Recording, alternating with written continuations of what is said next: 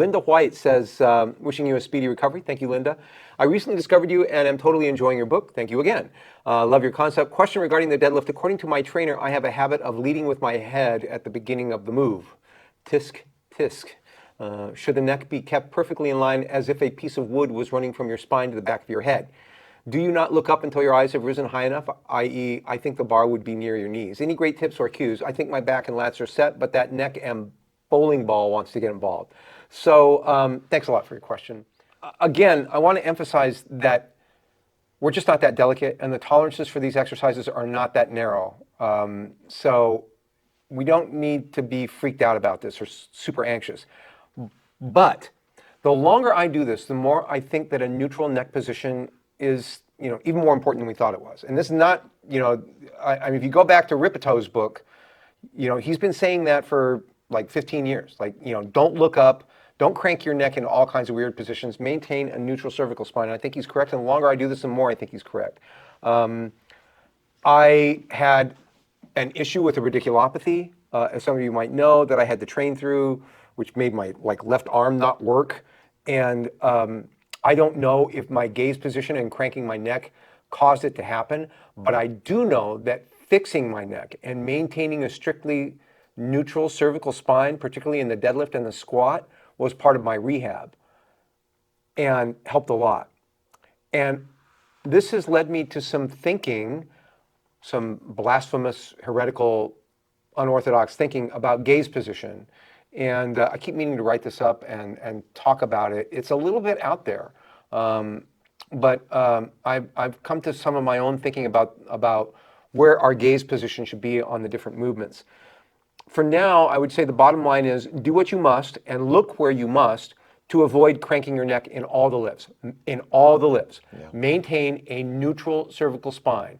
And fix your gaze position and ask your training partners and your coaches to coach your neck and to give you the cues that you need to maintain, and use your video, right, to train yourself to maintain a neutral cervical spine in all the lifts, because it just makes sense. So that's what I have to say about that. The muscles that control your neck position and control where your head goes are very strong, and it's very easy to pull your head into an unnatural position. I think especially for the deadlift, when people really want to crank their head up at the bottom, it's not the best thing to do. I think that you can sort of over leverage your neck in those positions, and it's there's just no advantage. There's no advantage, and there's a potential to tweak it. Are you going to end up paralyzed or pith? No. Again, you're just not that delicate. But who needs a neck tweak? For no reason. For no reason. This also makes me think of people that clench their teeth when they lift, and a frequent solution to that will be to have a mouth guard so they can bear down on it without cracking a tooth or something. I would say that instead of that, you should learn how to have your whole body producing force and very tense and exerting at maximum capacity and not clench your teeth. Learn how to not have, it's sort of the first thing that we clench. We'll clench our hands, we'll clench our teeth. That's why people carry so much stress in their necks. They get stress headaches because their neck muscles are so tight. It's the first thing that we tighten up, and you should try to learn how to not do that. Because if you're clenching your teeth in the deadlift, you're clenching your teeth during a tax audit or the nightly news or when your wife asks you to wash the dishes, right? So, and it's a thing that you can practice, right? You're going to do thousands of these lifts throughout your life. Learn how to make your body lift a bar without your neck is not needed to lift any of these things. It's just passively holding the head in a position. You can learn how to relax that a little bit while the rest of your body is creating effort. And I think that it'll carry over to other things, like you said. Roger West says, I'm 64. What? Can I do one? Oh, is it your? Yeah, no, I told you to go, and then. Okay. Right. Okay. Go ahead. He's learning. We'll figure this out. All right. Paul Case says, I am 64 years of age and have exercised off and on, more off than on, in the weight room for several years. I have not consistently followed a structured program like starting strength. I have finished reading the barbell prescription and cannot recall reading the answer to my question below. When I am in linear progression, When do I start to dial down the load increases from 10 to 5 pounds or less per session? Do I wait until I fail to complete the reps and sets prescribed, or should I respond to a different signal?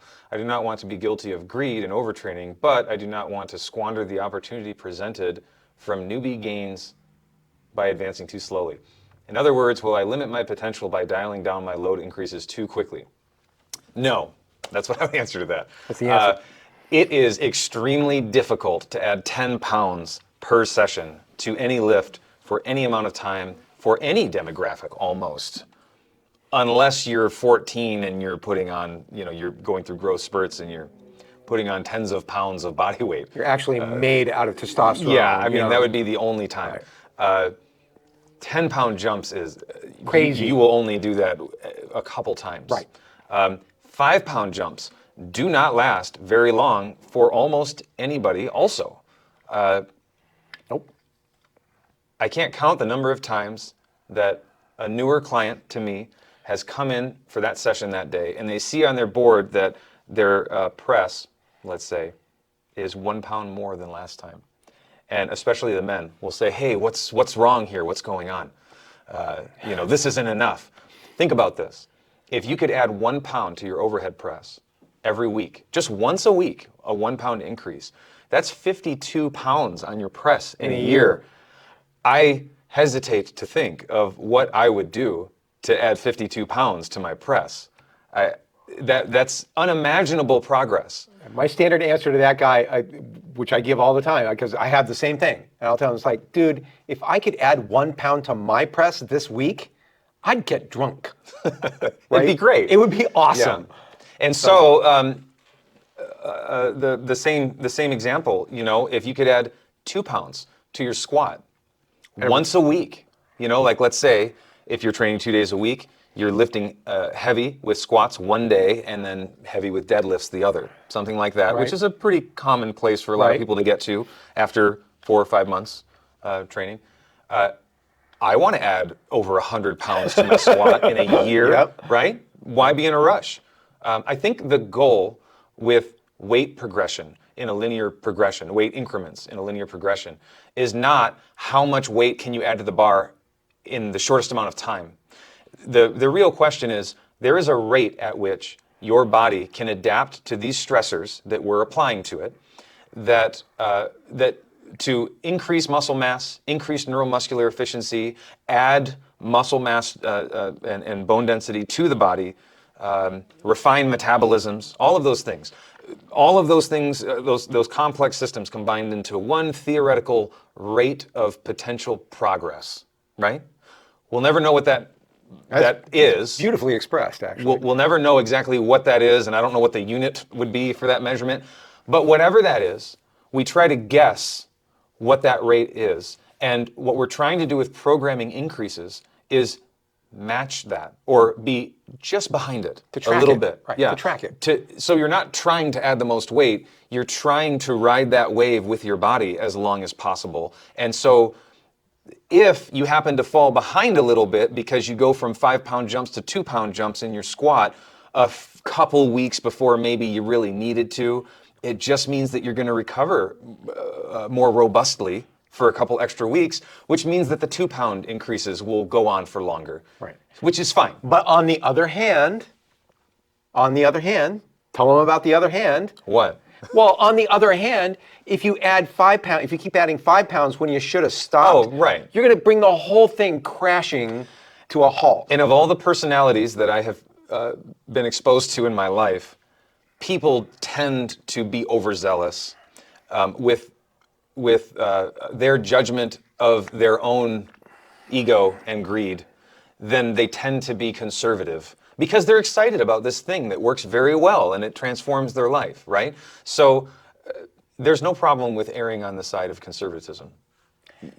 You're never going, again, if you're only adding 2 pounds to a lower body movement or something like that, how many years are you going to add 100 pounds to your squat? Not many. So that's still, it should be seen as a rapid increase in weight, because it is. The signal is not failing a set.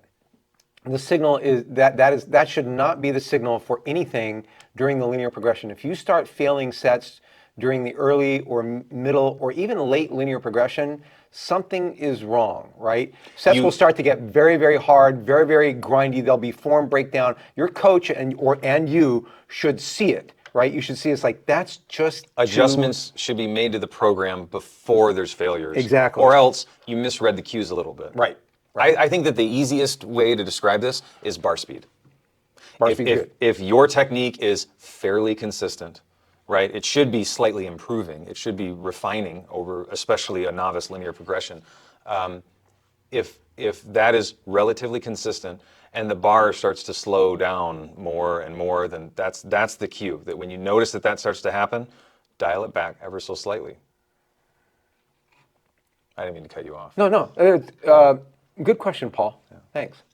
All right, now it's your turn. Yeah, all right. We'll get back into this. I blame Damian. Where was I?